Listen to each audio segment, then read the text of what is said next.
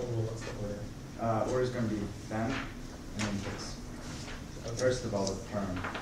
Sorry, overview, perm, and fix.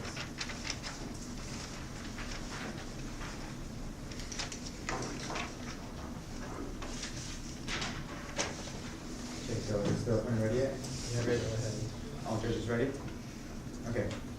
All right, first of all, they missed some key points. They completely dropped the fact that the perm excludes their ocular-centric language. They dropped the perm the next perm that solves intersectionality. They dropped the final perm that says we're the only way to engage in a political process and a gender perspective. The reasons why they drop these is because they don't actually answer the specific DAs they read that are all net benefits to the case. If you vote for the negative, the problems of gender and patriarchy persist in the status quo, and the government makes bad future decisions, and you embrace gender perspective. But in the world of an app, the perm states that the government takes a gender perspective, which solves back the entirety of their K, and we get the benefits of case, and we avoid the structural violence embedded in ableism, and we avoid that conservatives take over politics and pass even worse and more harmful legislation, and they drop the fact that they ignore that there is more than two genders that are affected. Onto the oculocentrism. Regardless of what else happens in the round, you must reject the negative for the use of the ocular-centric language. The negative social view of this impaired impacts all of society, causing it to recreate an ethic of exclusion. This is an independent voter.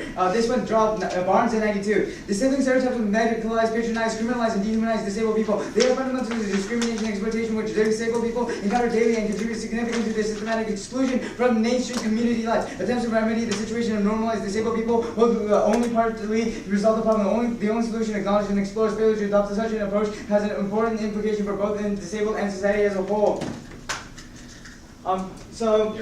Blindly invisible worldviews, are they even trying to stop their ableist language? Even in the 2AC, they don't even try to stop this language when they want to duck out of it by kicking it. Instead, they dropped they dropped everything about ableism with no good reason. The link is here, and it is huge. They couldn't solve for the app, however, then they go around and start talking about this ableist language, which turns their K. If someone says throws like a girl, that person may not mean girls are any worse, but by using the metaphor, the females are meant to be inferior. Likewise, saying blindly follows. They use being blind as a negative connotation, inherently dehumanizing them as an inferior group of people. The harms they claim to solve with its next gender perspective are replicated in a different group of people. The neg has already created the structural violence against these people. They're creating inequality and violence of the other, which subjugates them to oppression. Go on to the actual fem perm. They never give you a reason why the app cannot think of a gender perspective. They never said why we can't think like feminists do. They just say the app and the neg cannot coexist, but they don't give you a reason why, but rather a conclusion. The app cannot think the app can think in a gender perspective, and the perm does so. They give you no reason why not. They say we ignore the feminist perspective, but first of all, the perm is feminist perspective, and our plan actually makes it better for people of all genders, not just male or sex or male or female. There's more than that. The authors assume that the state cannot use a gender perspective, but we can. There's no reason why not. That's the conclusion, not a reason.